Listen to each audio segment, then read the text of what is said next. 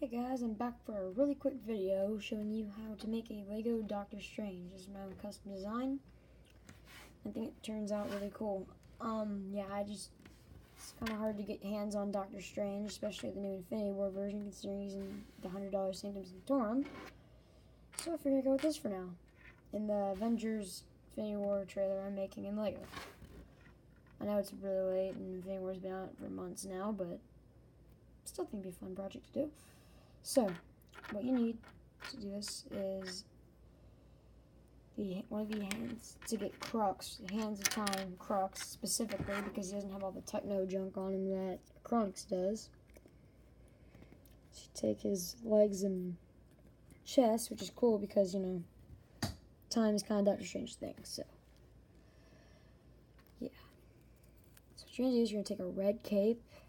It's a little beat up, the holes in it are a little too wide, and then if you have it, any of these, use one of these upper cape.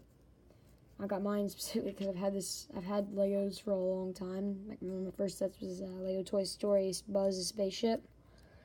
I just happened to have this cape still, so. Go ahead and stick Justice League Aquaman's head on there. Stick this style hair on. Now for his magic, take these newer or more recent pieces that you can hold that have the studs on the front of the hands. Put 2 orange discs on them, and there you go. There is a stand-up Doctor Strange. Your base plate's already full, so I can't have you messing around. Okay, there you have Doctor Strange. He looks really cool in my opinion.